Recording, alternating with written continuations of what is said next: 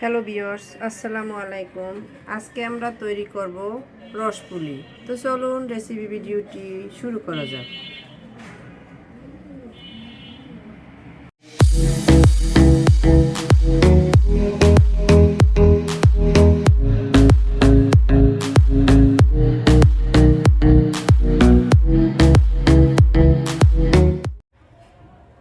শুরুতেই এটা তৈরি করার জন্য কিচেনে এসে চুলায় একটা প্যান বসিয়ে কিছুটা গুড় দিয়ে দিয়েছি। এর ভিতর 2 টুকরা এলাচ আর 2টা দারচিনি, একটা তেজপাতা দিয়ে দিয়েছি। এখন আমি এটাকে গলিয়ে নিব। গুড়টা কিছুটা গলে আসছে। এখন আমি এর ভিতরে দিয়ে দিচ্ছি নারকেল। আমি এখানে প্রায় 1 কাপের মতো নারকেল দিয়ে দিচ্ছি। এটা দিয়ে আমি একটা পুর তৈরি করে নিব। নেড়ে ছেড়ে পুর তৈরি করে নিচ্ছি।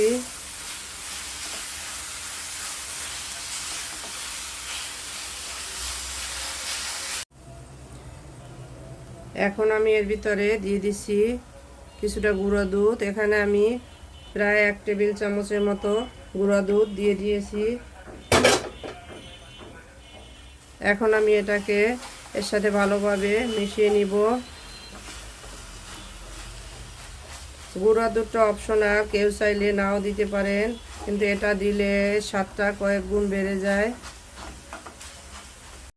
আমাদের পুরটা রেডি হয়ে গেছে। এখন আমি এটা একটা বাটির ভিতর তুলে নিব। পুরটাকে আমি একটা বাটির ভিতরে তুলে নিয়েছি।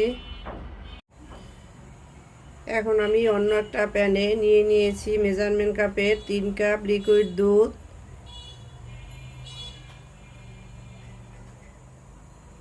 দুধটাকে ভালোভাবে ফুটিয়ে নিব। এখন এর ভিতর দিয়ে দিচ্ছি স্বাদ মতো লবণ।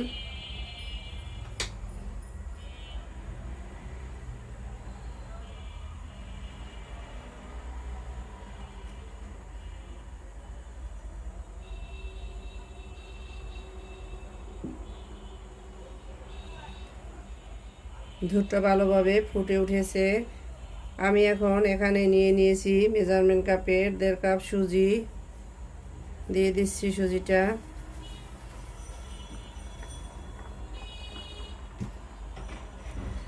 এখানে আমি 1.5 কাপ সুজির জন্য 3 কাপ লিকুইড দুধ দিয়ে দিয়েছি।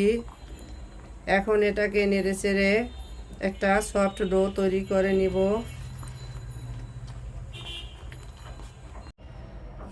আমি এটা দিয়ে একটা ডো তৈরি করে নিয়েছি, দেখতেই পাচ্ছেন। এখন আমি চুলাটা বন্ধ করে দিচ্ছি আর এটাকে ঢাকনা দিয়ে 5 মিনিটের জন্য রেস্টে রেখে দিলাম। তো ফিরে আসছি 5 মিনিট পরে। ফিরে এলাম 5 মিনিট পরে, ঢাকনাটা তুলে নিচ্ছি। এখন আমি এই ডোটাকে একটা ছড়ানো প্লেটের ভিতর তুলে নিব। ডোটাকে একটা প্লেটের ভিতর তুলে নিয়েছি। এখন এটাকে ভালোভাবে মথে নেব। তো ফিরে আসছি এটা মথে নেওয়ার পরে। আমি ডোটাকে ভালোভাবে মথে নিয়েছি, দেখতে পাচ্ছেন। এখন এর থেকে অল্প অল্প করে লুচি কেটে নিব। আমি একটা লিচি তৈরি করে নিয়েছি। এর উপরে সামান্য আটা দিয়ে রুটি বেলে নিব। আমি এটা দিয়ে একটা রুটি বেলে ফিরে আসছি। আমি একটা রুটি বেলে নিয়েছি। এটা নর্মাল রুটির চেয়ে কিছুটা মোটা থাকবে, এটা দেখতে পাচ্ছেন। এখন আমি এর ভিতরে যে পুরটা তৈরি করে রেখেছি তার থেকে কিছুটা দিয়ে দিচ্ছি।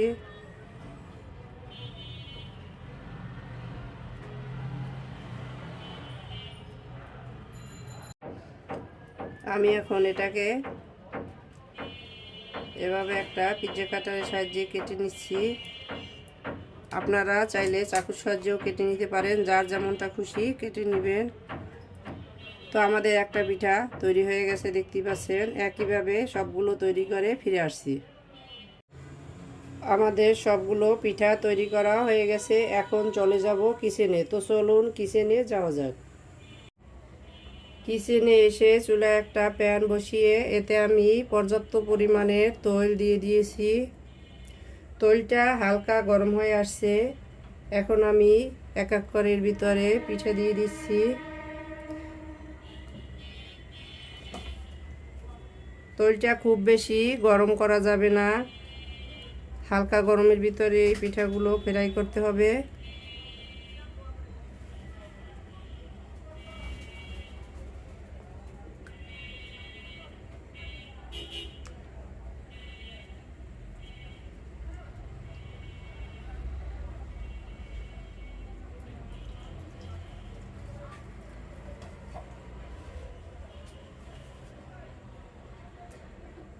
হাতা ধরে হালকা নাড়িয়ে দিচ্ছি।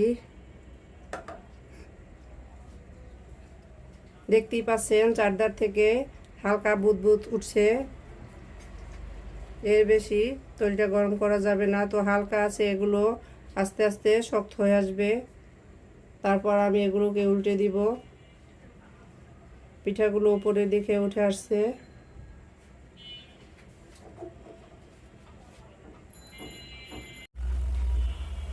পিঠাগুলোকে আমি উল্টে পাল্টে ফ্রাই করে নিয়েছি। দেখতেই পাচ্ছেন কতটা সুন্দর কালার এসেছে। একইভাবে আমি সবগুলো ফ্রাই করে ফিরে আসছি। আমাদের সবগুলো পিঠা ফ্রাই করে নেওয়া হয়ে গেছে, দেখতেই পাচ্ছেন। এখন আমি এর জন্য শিরা তৈরি করে নিব। কিচেনে এসে চুলায় একটা প্যান বসিয়ে এতে দিয়ে দিয়েছি পর্যাপ্ত পরিমাণের পানি। দিয়ে দিচ্ছি এলাচটা আমি মুখ ফেলে দিয়ে দিয়েছি। দারুচিনি,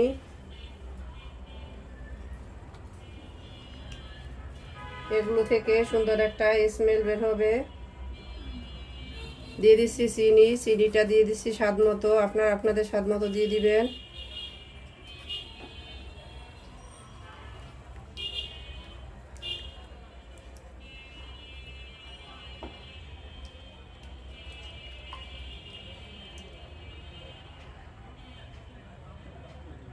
এখন আমি এটাকে কিছুক্ষণ ফুটিয়ে নেব।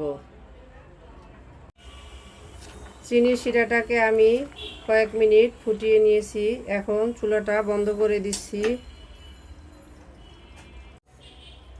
এখন আমি এর ভিতরে পিঠাগুলো দিয়ে দিচ্ছি।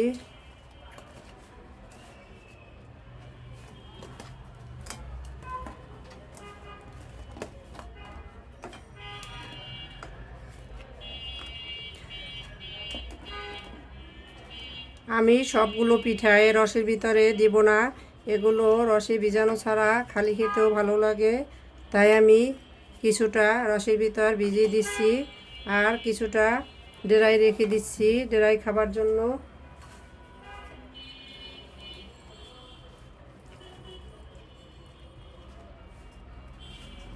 তো আমি এখন অপেক্ষা করব 20 মিনিট। ঢাকনাটা দিয়ে দিচ্ছি। ফিরে আসছি 20 মিনিট পরে। ফিরে এলাম 20 মিনিট পরে। ঢাকনাটা তুলে নিচ্ছি। দেখতেই পাচ্ছেন পিঠেগুলো রসটাকে খুব ভালোভাবে শুষে নিয়েছে। এখন আমি এগুলোকে তুলে নিয়ে সার্ভ করে নিব।